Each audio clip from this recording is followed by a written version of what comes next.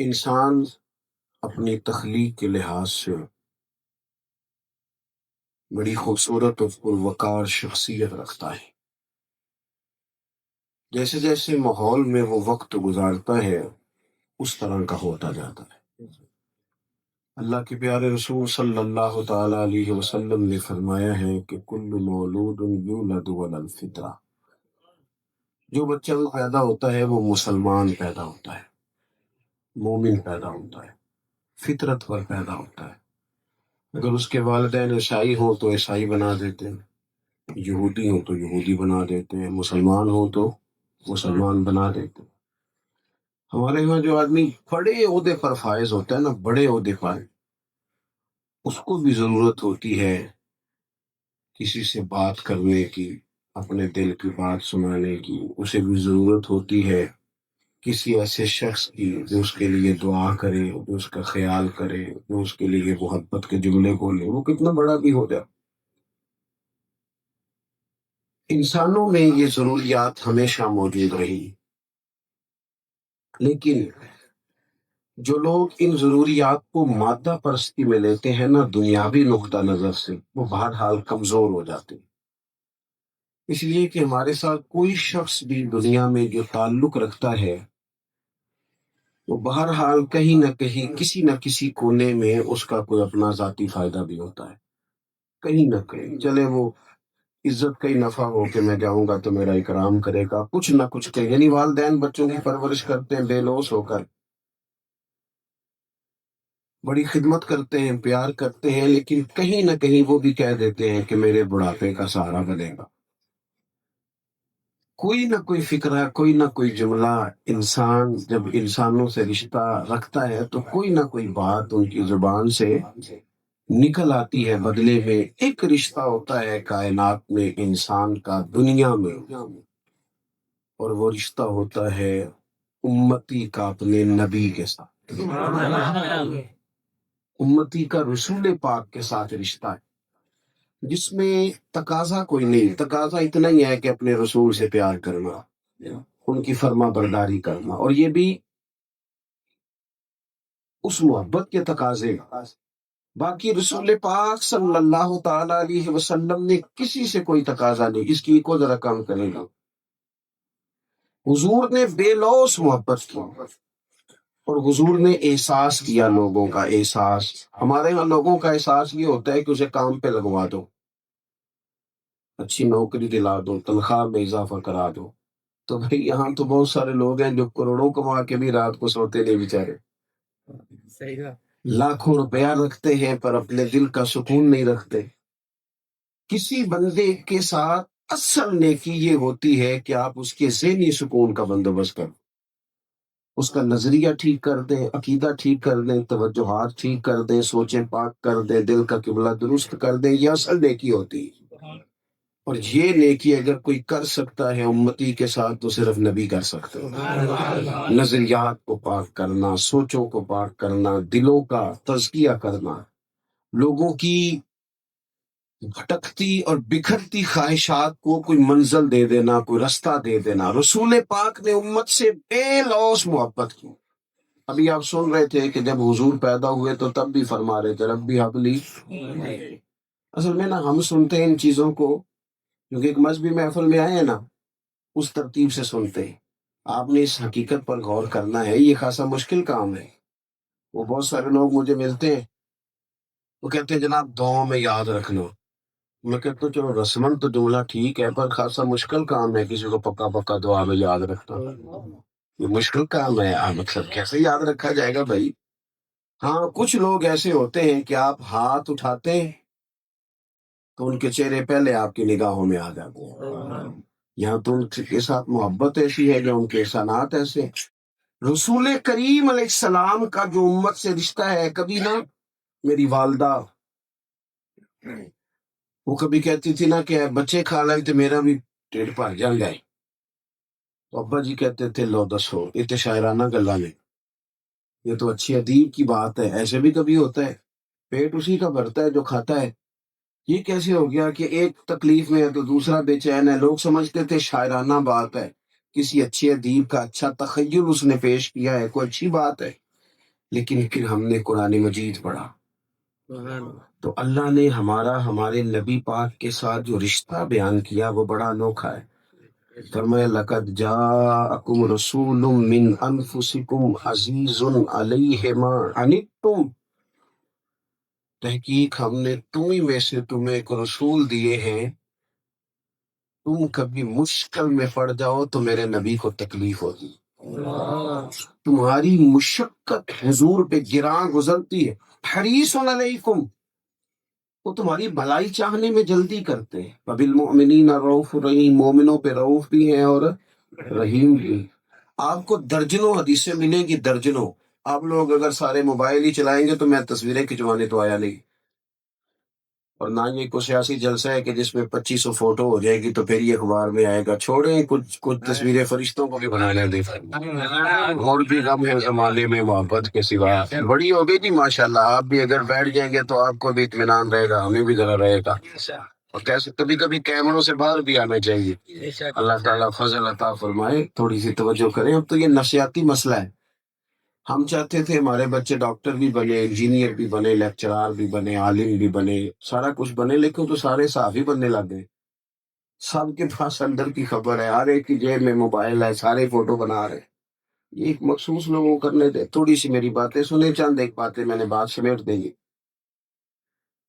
نبی پاک علیہ السلام کی آپ کو درجنوں احادیث ملیں گی. ہم جب ہمارا کسی چیز کو جی چاہتا ہے نا تو پھر ہم کر گزرتے ہیں.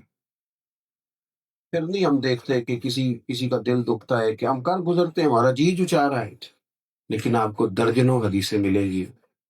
نبی پاک فرماتے میرا دل چاہتا تھا میں ہر وضو کے ساتھ مسواک ضروری قرار دوں، لیکن امت کو تکلیف ہوگی لہذا میں ضروری نہیں قرار دیتا. فرمایا جی چاہتا تھا کہ تہجد کی نماز امت پر ضروری قرار دوں، لیکن انہیں تکلیف ہوگی لہذا میں ضروری قرار نہیں دیتا.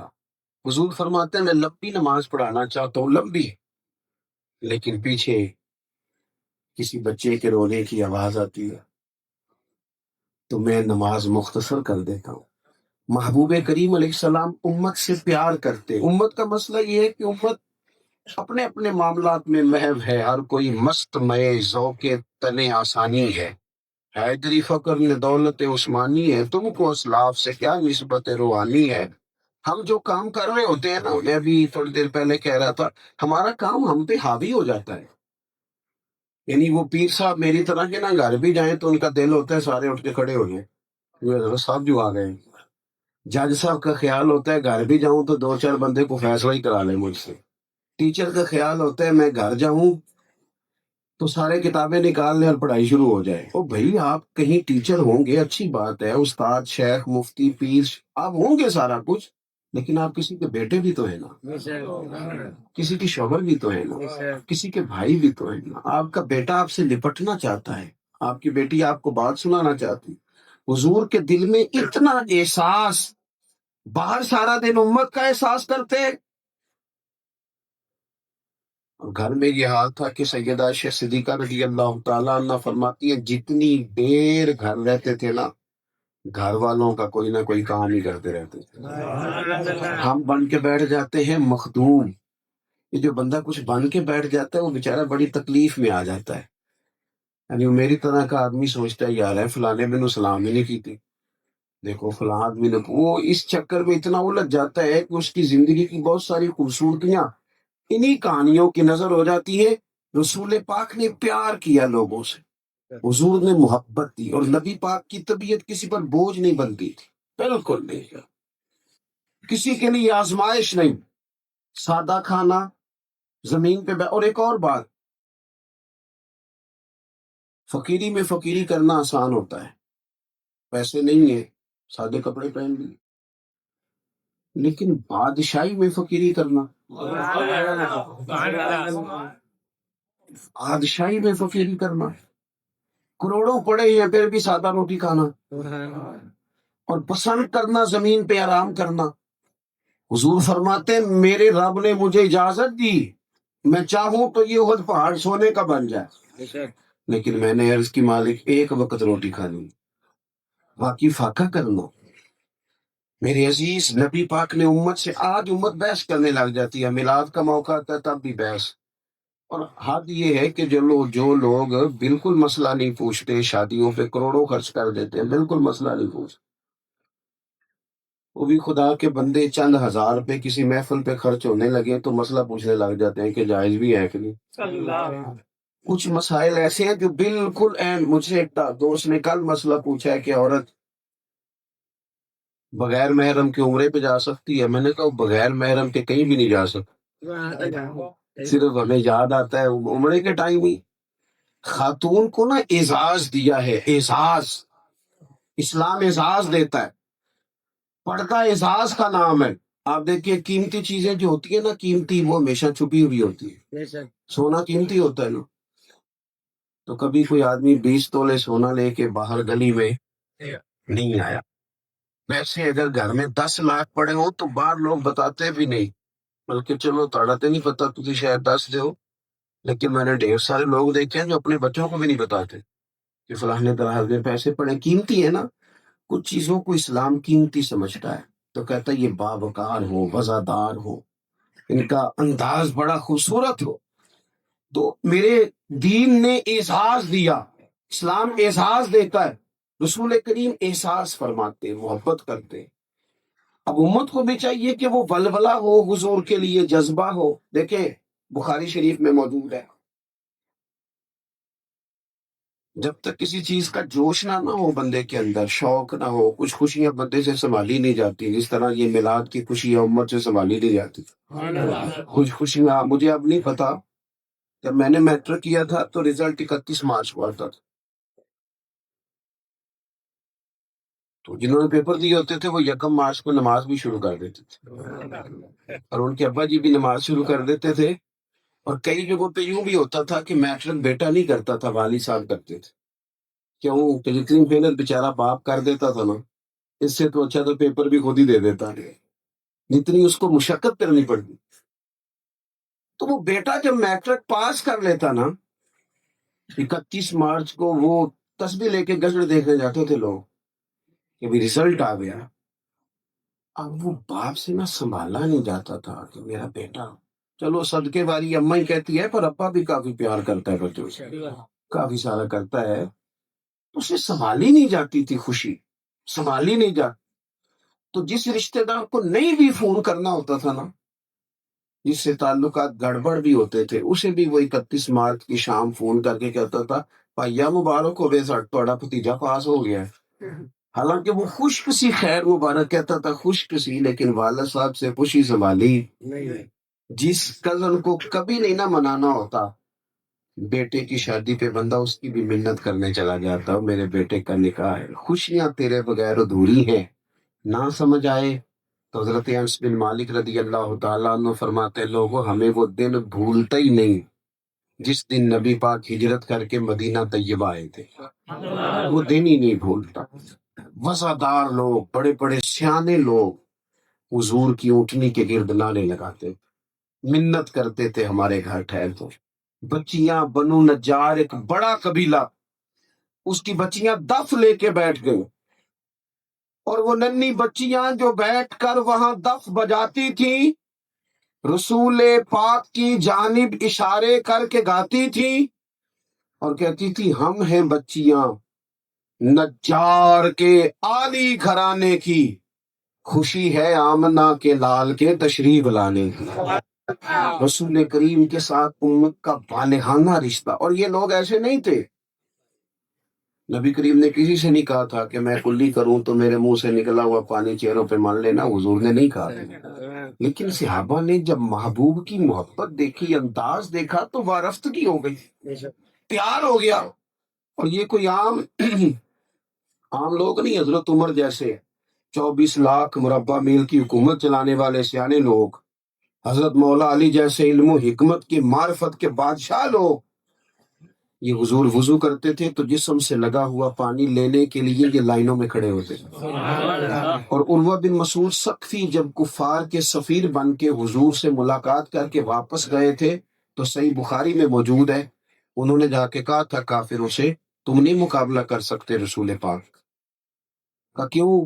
کہنے لگا میں نے وہ دربار بھی دیکھے ہیں جہاں لوگ اپنے آپ کو سجدہ کراتے ہیں، پر محبوب تو سجدے سے منع کرتے، لیکن غلاموں کا رنگ یہ ہے کہ ہر چیز پیچھے رہتی ہے تو رہ جائے، حضور کے جسم سے لگا ہوا پانی کا قطرہ ملنا چاہیے۔ کہنے لگے جو لوگ اتنا اپنے نبی سے پیار کریں وہ کبھی نبی کے دین کا جھنڈا زمین پر گرنے۔ اب نا امت وہ شوق نہیں رکھتی، تھکی تھکی سی سوچیں اور کمزور کمزور سی باتیں، اور ہر معاملے میں چست، اور شریعت اور سنت کے معاملے میں سست، کمزوری مزاج کی، لہجے کی کمزوری، اس نے خرابی پیدا کر دی۔ میں نے باتیں زیادہ نہیں کرنی، بات کو سمیٹنا ہے۔ حضور امت سے پیار کرتے، نبی پاک علیہ السلام نے خود فرمایا، کریم محبوب فرمانے لگے میری اور تمہاری مثال اس آدمی کی طرح جس نے آگ روشن کی اور پتنگے آ کے آگ میں گرتے تھے، تو وہ کیا کرتا تھا؟ پتنگوں کو روکتا تھا کہ پیچھے ہٹ جاؤ، جل جاؤ گے، جل جاؤ گے۔ فرمایا میری اور تمہاری مثال بھی ایسے ہی، میں بھی تمہیں روکتا ہوں، یہ کام نہ کرنا دوزخ میں لے جائے۔ یہ اور حضور بڑی نرمی سے، بڑے اعتدال سے، ادعو الی سبیل ربک بالحکمہ، بڑی دانائی سے حضور سمجھاتے، لوگوں کو قائل کرتے، باشعور کرتے۔ نبی پاک لوگوں کی انا نہیں جگاتے تھے، ہم انا جگا دیتے۔ جب ایک آدمی ہمارے ماتحت ہے، اسے بڑی سخت سست باتیں سنا دی، اب ہمارا خیال یہ ہے کہ وہ دیکھو نا بول تو نہیں نہ سکا، جی نہیں وہ نہیں بول سکا پر آپ کے سامنے نہیں بول سکا، پر آپ کے یہ کیا شرط ہوئی کہ آپ کے پیچھے بھی نہیں بولے گا؟ لطف تو تب ہے کہ کوئی آپ کا اتنا اکرام کرے کہ آپ موجود ہو تب بھی اور غیر حاضر ہو تب بھی، اس کی محبتیں اور عقیدتیں آپ کے ساتھ سلامت رہیں۔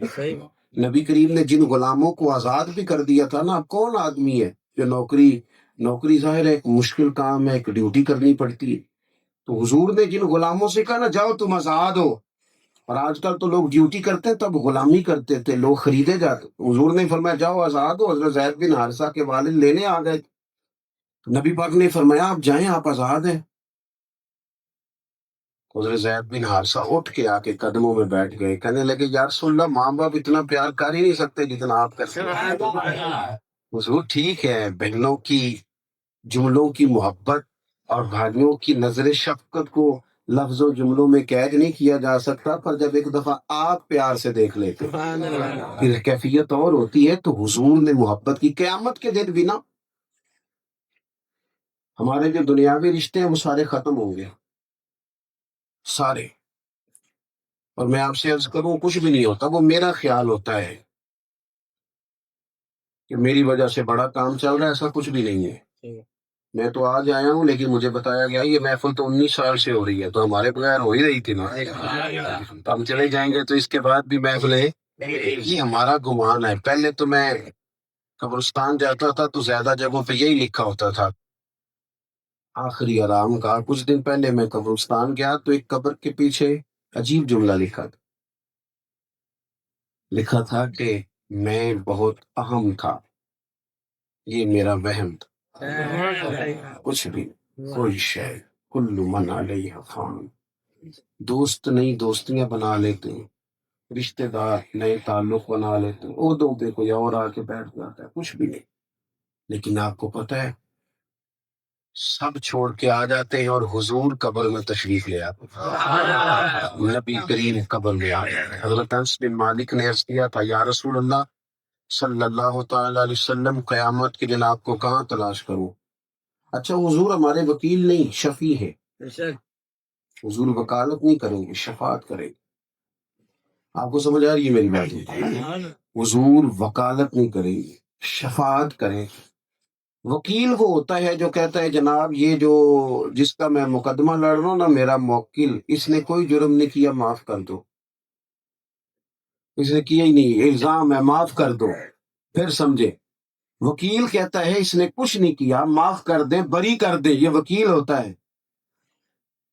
اور جو شفیع ہوتا ہے نا، وہ کہتا ہے اس نے سارا کچھ ہی کیا ہے، آپ میرے آنے کا مان رکھیں، اس نے ساری غلطیاں کی ہیں، اس نے سارے جرم کیے ہیں، خطائیں کی ہیں، امام کہتے ہیں وسعتیں دی ہے خدا نے دامن محبوب کو، جرم کھلتے جائیں گے قیامت میں، جرم کھلتے جائیں گے پر وہ چھپاتے جائیں گے، حضور چھپائیں گے، کھلیں گی غلطی ہے۔ حضرت انس بن مالک نے کہا یہ ترمذی میں حدیث ہے، بس میری بات مکمل ہو گئی۔ عرض کی یا رسول اللہ صلی اللہ تعالی علیہ وسلم قیامت کے دن آپ کو کہاں تلاش کروں؟ تو فرمایا 3 جگہوں، ایک تو امت پیاسی آئے گی، میں حوض کوثر پہ جام پلاؤں گا۔ میری مسجد میں بھی جب لوگ آتے ہیں نا مجھ سے ملنے، ہمارے ہاں بھی، تو میں اٹھ کے خود نہیں پانی پلاتا، میں بھی دوستوں سے کہتا ہوں پانی لاؤ، ان کی فلاں خدمت کرو، روٹین ہی یہ ہے۔ لیکن حضور فرماتے ہیں قیامت میں جب امت آئے گی تو یا رسول اللہ بلال پلائیں گے جامع کوثر، حضرت صہیب پلائیں گے، سلمان پلائیں گے؟ فرمایا نہیں، میں اپنے ہاتھوں سے پلاؤں گا۔ حضور میزبانی کریں گے، دیکھو نرخ بازار محبت کا انوکھا ہی ہو گیا، اور خود خریداروں میں شامل آ کے مولا ہو گیا۔ نبی کریم علیہ السلام سے عرض کی حضور وہاں ملاقات نہ ہوئی، فرمایا پھر تم میزان عمل پہ آنا، امت کے اعمال تلیں گے اور میں وہاں کھڑا ہوں گا جب ان کا حساب ہو رہا ہوگا کہ وہ کولوں کہ رب نے حساب لینا جیڑا بیٹھا ہی محمد دے کول ہوگا صلی اللہ تعالی وسلم۔ ہمارے یہاں سے بھی بچے جاتے ہیں پیپر دینے، میں کبھی نہیں ساتھ گیا، چاہے نہیں جاتا اور اللہ بھی نہیں ہوتا، بچے خود ہی جاتے ہیں۔ یہ دیکھو میزان عمل میں وہ والا میزان لگے گی جس میں رسول پاک خود موجود ہوں گے، فرمایا میزان عمل پہ۔ اور تیسرا محبوب فرمانے لگے جب امت پل صراط سے گزرے گی تو میں وہاں موجود ہوں گا۔ تھوڑا سا نا ہمیں کریں اپنا اپنا کام جو ہم کرتے ہیں، پر اپنی توجہ اللہ رسول کی جانب کر دیں۔ ہم نا بڑی بڑی گاڑیوں میں جلدی تھک جاتے، ہمارا بڑی بڑی تنخواہوں پہ مشکل سے گزارا ہونے لگا، ہم ہزاروں جاننے والوں کے بیچ تنہا زندگی گزار رہے ہیں۔ مادہ پرستی نے، دنیا کی جور نے، جبر نے ہمیں کمزور کر دیا ہے، اپنے معاملات کو سمیٹے۔ اس طرح جسم کھانا پینا اور سونا مانگتا ہے نا، روح عبادت مانگتی، درود و سلام مانگتی ہے، سجدہ مانگتی ہے، دعائیں مانگتی ہے۔ میں ایک ڈاکٹر صاحب کے پاس بیٹھا تھا ایک دفعہ، میرے بڑا ان سے محبت کا رشتہ ہے، تو اپنے پیشنٹ کو، مریض کو ڈیل کر رہے تھے، تو وہ کہہ رہے تھے کہ بابا جی آپ کے دل میں کچھ باتیں آپ کہہ دیں کسی سے تاکہ آپ کی طبیعت ٹھیک ہو جائے۔ تو میں نے ڈاکٹر صاحب سے کہا کہ میرا مداخلت کرنا بنتا تو نہیں، شعبہ آپ کا ہے، پر کچھ دکھ نا بڑے ذاتی اور نجی قسم کے ہوتے ہیں، بندہ کسی سے کہہ نہیں سکتا، صرف اپنے آپ سے کہے جا سکتے۔ اقبال نے کہا تھا نا، ڈھونڈتا پھرتا ہوں اے اقبال میں اپنے آپ کو، آپ بھی گویا مسافر آخری منزل ہوں میں نے کہا کچھ باتیں نہایت ذاتی اور نجی ہوتی ہیں، کسی سے کہیں نہیں جا سکتی۔ تو مجھے کہنے لگے اگر سوال آپ نے اٹھایا تو جواب بھی دے دیں۔ تو میں نے کہا میرا جواب یہ ہے کہ جو باتیں کسی سے نہیں نہ کہی جا سکتی وہ رات کو مصلی بچھاؤ اور اللہ رسول سے کہہ دو، دعا جو سکھائی ہے ہمیں، کہہ دو، کھل سارا کہہ دو۔ وہاں جب بندہ دکھڑا سناتا ہے تو عزت بھی قائم رہتی ہے اور کرم بھی نصیب ہو جاتا ہے۔ وہاں کہہ دے، سارا کہہ دے، کھل کے کہہ دے۔ اور ترمذی میں موجود ہے، نبی پاک نے فرمایا دنیا داروں کو دکھ نہ بتانا، اللہ تمہیں کبھی غنی نہیں کرے گا۔ اپنے ٹکڑے اللہ رسول کو بتانا، جلدی کرے یا دیر سے کرے، اللہ لوگوں سے ویسے ہی بے نیاز کرتے ہیں، ویسے ہی بے نیاز۔ کھل کے کہیں رسول پاک کی بارگاہ، کھل کے عرض کرے، اپنی ساری باتیں اللہ کے حضور عرض کرے، لمبی لمبی دعائیں مانگے۔ اپنا رشتہ، بندوں کے پیچھے بھاگتے ہیں، بندے آگے بھاگتے ہیں، تھوڑا سا رخ پھیر کے تو دیکھیں۔ ان الذین آمنوا وعملوا الصالحات سیجعل لهم الرحمن ودا، اللہ فرماتے ہیں جو ایمان لانے کے بعد اچھے عمل کرے ہم لوگوں کے دلوں میں اس کی محبت پیدا کرتے ہیں۔ تو میرے بھائی، حضور نے ہم سے پیار کیا ہے، ہمیں اپنا رخ اللہ رسول کی جانب موڑنا ہے۔ آپ کہیں اور سے جتنی بھی تربیت لیں گے اس میں کمی رہ جائے گی، لیکن رسول پاک کی تربیت اس لیے کامل ہے کہ حضور اللہ کے محبوب مطلق ہیں، اور نبی پاک علیہ الصلوۃ والسلام اللہ کے حکم کے بغیر ایک جملہ نہیں بولتے، ایک عمل نہیں کرتے، اس لیے اپنی توجہات ادھر کریں گے، زندگی آسان ہو جائے گی۔ آپ کا بڑا خوبصورت اہتمام، اللہ کریم اپنی بارگاہ میں قبول فرمائے۔